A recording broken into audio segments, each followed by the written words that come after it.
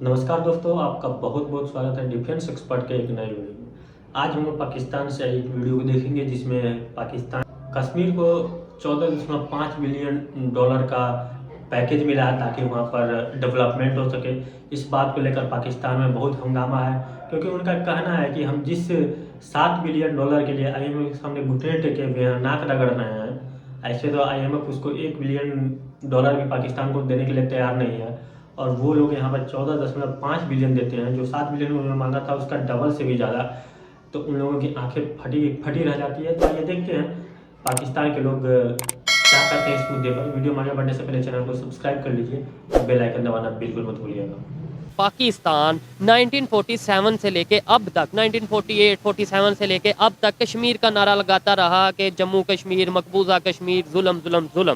ठीक है, आज पाकिस्तान अगर IMF के पास जाता है बेल आउट पैकेज के लिए तो वो 7 बिलियन डॉलर की रिक्वेस्ट करता है, जबकि जम्मू एंड कश्मीर जिसको हम मकबूजा कश्मीर कहते हैं वहाँ पे 14.5 बिलियन डॉलर उन्होंने जस्ट अपना बजट दे दिया इंडियन गवर्नमेंट ने। क्या कहना चाहेंगे, हमारा 75 साल का नारा कहाँ रह गया और हम खुद कहाँ पे खड़े हैं? सर, यहाँ शुरू पाकिस्तान की इंडिपेंडेंस से ये कहानी शुरू होती है। तो इंडिया ने अपनी इकोनॉमी पर ध्यान दिया और हमने अपनी सिक्योरिटी पर ध्यान दिया। शुरू से ही हमने अपनी सिक्योरिटी पे बजट बढ़ा दी।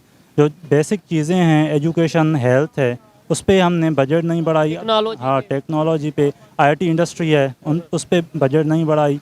पाकिस्तान में सबसे ज़्यादा जो इदारा है डिफेंस का है, उस पर हम ज़्यादा बजट देते हैं। ठीक है, हमें मतलब डिफेंस अच्छा रखना चाहिए, इसमें कोई शक नहीं है, लेकिन इन्होंने बोला कि उन्होंने एजुकेशन पे ध्यान दिया, हमने डिफेंस पे ध्यान दिया। क्या उनका डिफेंस बेहतर नहीं? अभी अगर बात करें स्टार्टिंग से लेकर 1947 में हमारी भी आज़ादी हुई है और उनकी भी आज़ादी हुई है।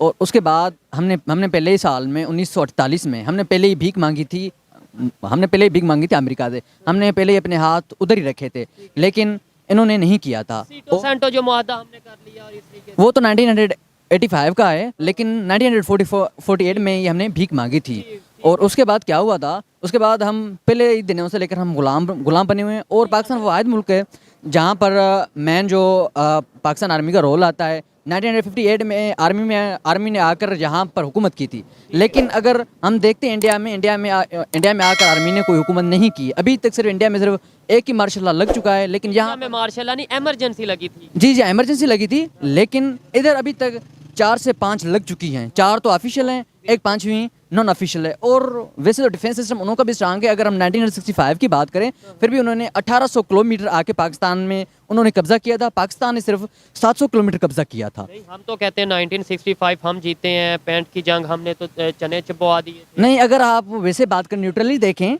तो जितने बंदे हमने उनको है ना हाइड किया हुआ था, इधर जो लाहौर की जेल्स हैं, पिंडी की जेल्स हैं, और उनके बाद में हमने सिर्फ 700 किलोमीटर सिर्फ वो ना कब्जा किया हुआ था। लेकिन उस एरिया में जाके मतलब थोड़े से वो सिंध वाली साइड पे, वो थोड़े से पीछे जहाँ पे आबादी नहीं थी, और वो लाहौर के करीब आ चुके थे, मैंने ये जो सुना है। जी हाँ, वो लाहौर के करीब आ चुके थे और उन्होंने 1800 किलोमीटर बाय के अजीज़ के किताब से उन्होंने 1800 किलोमीटर आके उन्होंने कब्जा किया था। चले, ये तो जंग की बातें हैं या वो थोड़ा हिस्ट्री की बातें। हमने अभी फ्यूचर को देखना है, प्रेजेंट को देखना है, अपने आप को बेहतर करने की बात करनी है। क्या वजह है कि आज जिस चीज़ की हम बात 75 साल से, मेरा सवाल ये है कि जिस चीज़ कश्मीर की हम बात करते आए, मकबूजा मकबूजा मकबूजा, जुल्म जुल्म जुल्म, आज उस जुल्म वाले एरिया में 14.5 बिलियन डॉलर की वो जो बजट दे रहे हैं, और हम IMF के पास 7 बिलियन डॉलर के हमें डिफ़ॉल्ट होने से बचा लें। ये बात तो बुरी है, लेकिन ये अगर बात करेंगे तो एक दफ़ा हमारी आंखें नहीं खुलेंगी।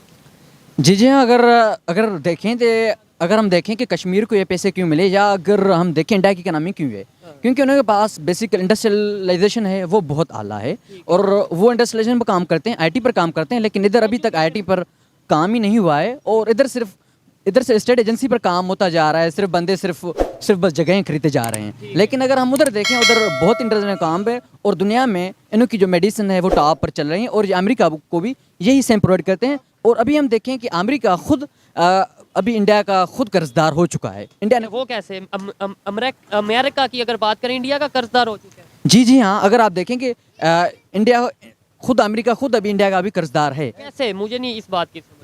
आप देखें, अगर आप इसमें देखें, जो है ना रिसेंट रिपोर्ट है वर्ल्ड टाइम में, आप अगर उसको पढ़ लें कि इन्होंने शायद कुछ बिलियंस डॉलर आए ना, इन्होंने इंडिया से लिए, क्योंकि इंडिया की वजह से जो वैसे जो इंडिया की आईटी है वो पूरी दुनिया में टॉप पर है, इंडिया की मेडिकल में टॉप, वैसे इंडिया तो एजुकेशन में टॉप है। इंडिया ने हर एक चीज़ में काम किया है। सिर्फ हमने एक ही सिर्फ प्रोपोर्शन को लेके, डिफेंस को लेके, और हमने सिर्फ यही नारे लगाए हैं कि भाई इंडिया हमारा दुश्मन है और हम कश्मीर को आज़ाद करवाएंगे। और नहीं, बात ये 75 साल से वो भी नहीं हमने कुछ किया ना, मसला तो ये असल है। में मेरा सवाल ही ये है कि 75 साल से नारे लगाते रहे, आज वो जिसके लिए नारा लगाते वो कहाँ का कहाँ जा रहा है डेवलपमेंट में, और हम फिर IMF के पास जा रहे हैं। इकोनॉमिक पॉलिसीज़ जो है ना वो पाकिस्तान की फेल हो चुकी हैं, ये मसला है। अब स्ट्रक्चरल इकोनॉमिक पॉलिसीज़ हमें मतलब रिफॉर्म लाने हैं पाकिस्तान में। वो कौन से रिफॉर्म्स हैं? टैक्स रिफॉर्म्स हैं। जो एलीट है ना इस मुल्क का, रिच है, उन पे टैक्स लगानी है। उनकी जो प्रॉपर्टी है उस पे डिस्ट्रीब्यूशन के लाज लगाने हैं, ताकि जो मिसाल के तौर पर अगर एक जागीरदार है उसके पास बहुत सारी ज़मीन है, तो रिफॉर्म्स लाएंगे तो उसके पास कम ज़मीन हो जाएगी, गरीबों के पास भी चली जाएगी। सबसे पहले जो पॉलिसी बनाने की जरूरत है वो एजुकेशन के हवाले से है, अवेयरनेस के हवाले से। हमारे अभी पब्लिक को एजुकेशन का ही नहीं, इतनी तरीके से अवेयरनेस ही नहीं, हिस्ट्री का नहीं पता। आप तो हिस्ट्री के स्टूडेंट हैं, आपने ये ईमानदारी से बताना है, अगर आप हिस्ट्री के स्टूडेंट हैं, आपको लगता है कि जो हमें हिस्ट्री पढ़ाई जाती है वो बिल्कुल सच है, वो हकीकत है, आपको लगता है? मुझे तो नहीं लगता, क्योंकि हम सिर्फ यही बात पढ़ते हैं जो बस पाकिस्तान राइटर लिखते हैं। लेकिन हमें वो पढ़नी चाहिए थी कि जो इंटरनेशनल हो, जो उनके अगेंस्ट में हो, जो न्यूट्रल रियलिटी हो वो लिखें।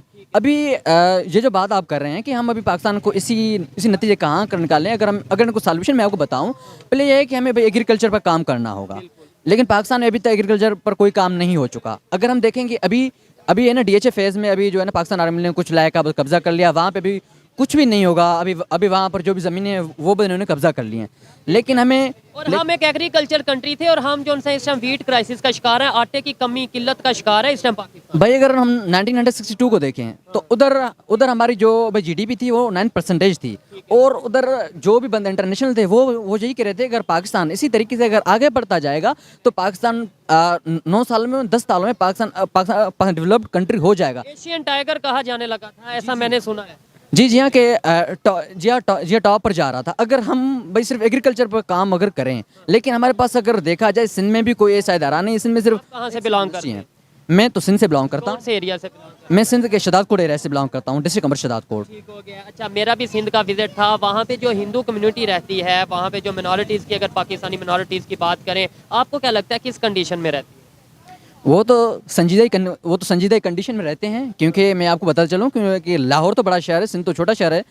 ये से मसाइल होते रहते हैं, क्योंकि अभी जो भी लाहौर में क्या हुआ, क्रिश्चियनिटी जो भी क्रिश्चियन बंदे होते हैं, हमारे मुसलमानों ने क्या किया, उनके दरबारों से उठाया, उनको उधर पीटा, और उनको वो, और हमारी लड़कियां या हमारी जो भी सिंध में नहीं इधर लाहौर में वो लाहौर में ये कंडीशन है। सिंध की बात कर रहा हूँ, वहाँ पे क्या कंडीशन है? वहाँ पे फोर्स मैरिज, अगर बात की जाए, वहाँ पर तो यही होता है, क्योंकि लड़कियों को उठाकर जो भी हिंदू लड़कियाँ होती हैं उनको फोर्सली उनको है ना मज़हब चेंज किया जाता है, और उनके साथ शादी की जाती है, या उनको गायब किया जाता है पैसे लेकर। एक चीज़ मैं क्लियर करना चाहता हूँ अपने लिए भी और देखने वालों के लिए, ये कोई गवर्नमेंट की तरफ से किया जाता है या अपने देखें वो उस इलाके का जो वडेरा कह लें, जो या पावरफुल इंसान कह लें, क्या वो अपनी ज़ाती दुश्मनी की वजह से ऐसा करता है, या फिर ये एक सिस्टम है?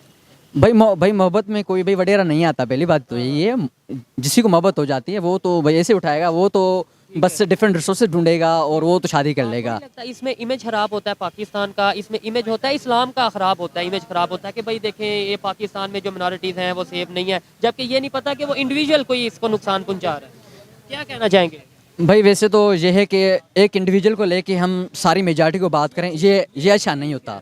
ठीक है, ये देखो ना, ये जो गुलाब के गुल होते हैं वो भी है ना कांटों पर ही पलते हैं। लेकिन ऐसे नहीं है कि जो बंदे होंगे या हर एक कौम में सारे खराब होंगे, सारे खराब नहीं होंगे, इंडिविजुअली खराब हो सकते हैं। ये भी है ना कभी कभी होता है, ऐसे नहीं है कि हर रोज़ ऐसे ही हो, हर रोज़ हमारा है ना मिनॉरिटी के साथ जुल्म हो, कभी अफसोस वाली बात है।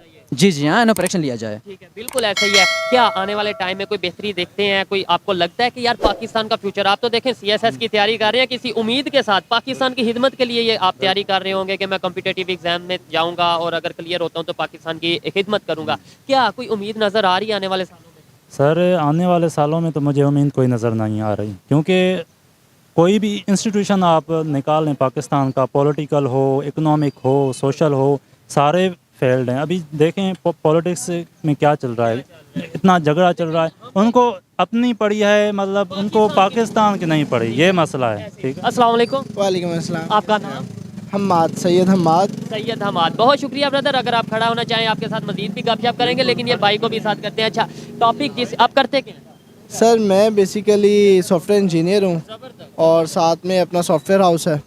इसके साथ साथ मेरा अपना बुक सेलिंग ब्रांड भी है, इधर मेरा स्टॉल भी लगा हुआ है। चलें उसके हवाले से भी बात करते हैं। जिस टॉपिक पे आज हम वीडियो रिकॉर्ड कर रहे हैं वो ये है कि पाकिस्तान को IMF के पास जाकर ये रिक्वेस्ट करनी पड़ी है कि हमें $7 बिलियन दे दें ताकि हमारा पाकिस्तान, हमारा कंट्री डिफॉल्ट होने से बचे। एक साइड पे ये है, दूसरी साइड पे जिस कश्मीर के लिए 75 साल से हम यहाँ पे नारे लगाते हैं, मकबूजा कश्मीर जिसे हम कहते हैं, उसका जो बजट इंडिया ने अनाउंस किया है वो $14.5 बिलियन है। मतलब हम जितना पैसा अपने आप को डिफॉल्ट होने से बचाने के लिए चाहिए उससे डबल से भी ज्यादा उनके पास बजट है, एक सिर्फ कश्मीर का। बिल्कुल ऐसे ही कहना चाहिए। असल में देखें, हर एक का अपना पॉइंट ऑफ व्यू होता है। ठीक है। अगर मैं अपनी बात करूँ तो पाकिस्तान मैं समझता हूँ डिफ़ॉल्ट हो चुका है, लेकिन बहुत सारे लोग ऐसे हैं जो अपना अपना किरदार अदा कर रहे हैं। जैसे फ्रीलांसर्स हैं, आपको पता है हम फ्रीलांसर्स सारी फॉरेन रेमिटेंस जो है वो पाकिस्तान लेके आते हैं। मैं खुद फ्रीलांसर हूँ, मतलब ज़ाहिरी बात है यूट्यूब पे जो काम करते हैं वो बाहर से पैसे हम यहाँ पे लेकर आते हैं। इसके अलावा जो हमारा बिजनेस है वो भी फ्रीलांसिंग के रिलेटेड है। बिल्कुल ऐसे ही है। अच्छा, ये बताएं पाकिस्तान डिफॉल्ट हुआ क्यों? क्या ये जो हम दूसरों के घरों में देखते रहे, नारे लगाते रहे, कभी हमें बर्मा के मुसलमानों की, कभी हमें फ़लस्तीन के मुसलमानों की, कभी हमें कश्मीर के मुसलमानों की तो याद आती है। मैं मुसलमान नहीं, आप मुसलमान नहीं, ये भाई हमें अपने घर की क्यों नहीं याद आती? बिल्कुल ऐसे ही, ये हमारा एक जिसे कहते हैं नेगेटिव एस्पेक्ट है।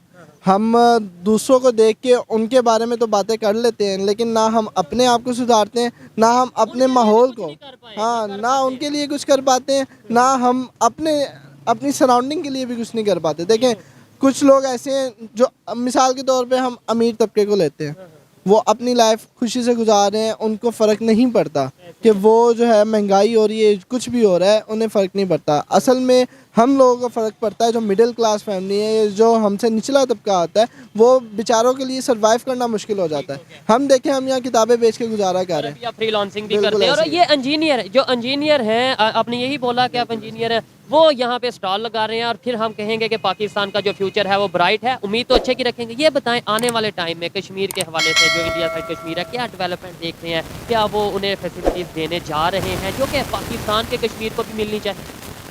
बेसिकली पहला तो ये मैं आपको डिफ़ॉल्ट का सवाल क्लियर करूं कि अभी हम डिफ़ॉल्ट से कैसे निकल सकते हैं। ये तो 3 ऑप्शंस हैं, है ना। वो तो हर एक बंदे के अपने पॉइंट ऑफ व्यू है, लेकिन मेरे पास जो है वो 3 है। एक तो ये है एग्रीकल्चर को हम बढ़ाएं, क्योंकि पाकिस्तान में टोटल अगर 4 सूबे हैं, टोटल 5 सूबे हैं, लेकिन हर एक सूबे में सिर्फ एक यूनिवर्सिटी है। हमें है ना यूनिवर्सिटी बढ़ानी चाहिए और उसके बाद रिसर्च बढ़ानी चाहिए।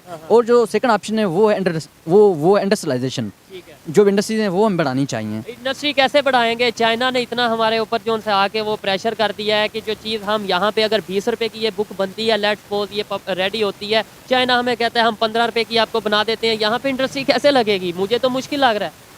वैसे तो यही तो बात को समझे या नहीं? जी हाँ, वैसे तो यही काज है, इसलिए हम तो पीछे जा रहे हैं ना। पहले तो एग्रीकल्चर, हमें रिलेशन भी बेहतर करने चाहिए, जहाँ से ट्रेड हमें, जहाँ से पाकिस्तान की पब्लिक को फ़ायदा मिले, उस कंट्री के साथ ट्रेड करनी चाहिए। वो तो करनी चाहिए, लेकिन पहले हमें अपने आप पर मेहनत करनी चाहिए। हमारे पास इतने बंदे होते हैं, इतने काबिल होते हैं, वो अभी मुल्क अभी बाहर छोड़ के चले गए हैं। बिल्कुल ब्रेन ड्रेन चल रहा है, वो पाकिस्तान से बाहर जा रहे हैं, ऐसा ही है। लेकिन जो इन्होंने बताई हैं कि जो ये 2-3 चीज़ें जिनके ऊपर हम काम करें, जिसके अंदर एग्रीकल्चर इन्होंने बताया है, एजुकेशन बताया है, इंडस्ट्रियलाइजेशन बताया है, काफ़ी चीज़ें। अस्सलाम वालेकुम जी, क्या हाल है? खैरियत से? सबसे पहले हमें बाहर की प्रोडक्ट बंद करनी चाहिए, अपने पाकिस्तान की जैसे भी वो प्रोडक्ट स्टार्ट करनी चाहिए। दूसरे, बाहर वाले, अगर चाइना सस्ती चीज़ देता है तो फिर हम चाइना से खरीदेंगे नहीं, हम पाकिस्तान में वो चीज़ बनाएं, ठीक है ना। वो ठीक है ना, पाकिस्तान की सारी प्रोडक्ट वही यानी कि स्टार्ट करें, ठीक है ना। बाहर के वो फिर रिलेशन ख़राब हो जाएंगे ना। इधर साथ आ जाए, वो होने दें। जब दुनिया, हमने आगे बढ़ना है ना, हमने दुनिया को नहीं देखना, दुनिया क्या कर रही है, ठीक है ना। दुनिया तो हमें वही अमेरिका भी चीज़ 10 रुपए में बना कर दे देगा, ये चीज़ नहीं देखें। सबसे पहले यहाँ पर सियासत में आ जाए। 1947 से लेकर आज तक हमें कोई सियासी हुक्मरान अच्छा ही नहीं मिला जो कि इस मुल्क को आगे ले जा सके, ठीक है ना। जो अच्छे मिले उन्हें बगैरत गद्दार कह के उतार दिया गया, ठीक है ऐसे ही ना। है, ये बात से मैं एग्री करता हूँ। और दूसरे नंबर पे जो जो चीज़ हम यहाँ पे नहीं प्रोड्यूस कर पाते या नहीं कर सकते, जो है ही नहीं है, वो हम बाहर से लें, वो हम चाहे चाइना से लें, जैसे लाइक ऑयल है, वो हम जहाँ से मर्जी लें, चाइना भी तो ले रहा है। दूसरे नंबर पे इंडिया ने अगर ग्रो किया, वो कैसे ग्रो कर लिया, उनकी भी तो कंडीशन है हमारी सर तरह। हम उन कंट्रियों से मुआहदे करें जो हमें सस्ता दे रही है, ठीक है ना। दूसरे नंबर पे हम ग्वादर वाली साइड पे जाएं, इतना तेल पड़ा है, लेकिन हमने ईरान से मुआहदा किया हुआ है कि हमने 100 साल तक ऑयल नहीं निकालना, गोल्ड नहीं निकाल सकते हम वहाँ से, ठीक है ना। हमने गलत मुआहदे किए, हमें सियासतदान अच्छा ही नहीं कोई मिला, तो हम कैसे आगे बढ़ें, ठीक है ना। हम अब महंगाई जहाँ तक आ गई, हाँ मैं यही कह रहा हूँ कि इंडिया ने कैसे ग्रो किया, उनकी भी तो बड़े मुश्किलात थी, उनके भी तो बड़े मसाइल। सर जब कौमें तरक्की करती है ना, तो उन्हें बुरा वक्त भी देखना पड़ता है, ठीक है ना। तो यहाँ पर कौम ने बुरा से बुरा वक्त भी देखा 1947 में, ठीक है ना, अच्छे से अच्छा वक्त भी देखा, लेकिन हुक्मरान अच्छे नहीं मिले इस कंट्री को, ठीक है ना। जो भी मिला वो आया, उसने अपना बैंक बैलेंस बनाया, कोई इंग्लैंड भाग गया, कोई दुबई भाग गया, कोई कुछ कोई गद्दार बना के उसे फांसी दे दी गई। लेकिन A to Z हमें जितने भी मिले, हमें कोई मुखलिस नहीं अभी तक सियासतदान मिला। लेकिन इसके अंदर पब्लिक की भी तो काफ़ी हद तक देखें, मेरे ख्याल से कि हम हमेशा ये कह देते हैं कि हमें जोन सा है वो कोई पॉलिटिशियन अच्छा नहीं मिला, कोई लीडर अच्छा नहीं मिला। मैं ये समझता हूँ हमें पब्लिक अच्छी मिली है, हम खुद अच्छे हैं क्या, हम खुद तालीम, क्योंकि इस माशरे अब पाकिस्तान में बड़ी तेज़ी से तालीम आई, जिसकी वजह से शऊर आ गया, अवाम सोशल मीडिया आम हुआ है, तो अवाम के अंदर बड़ा शऊर आया। जो बेचारे MA पास आलू प्याज बेचते फिर रहे हैं, जो इधर भाई खड़े थे, ये कह रहे थे मैं इंजीनियर हूँ, और उन्होंने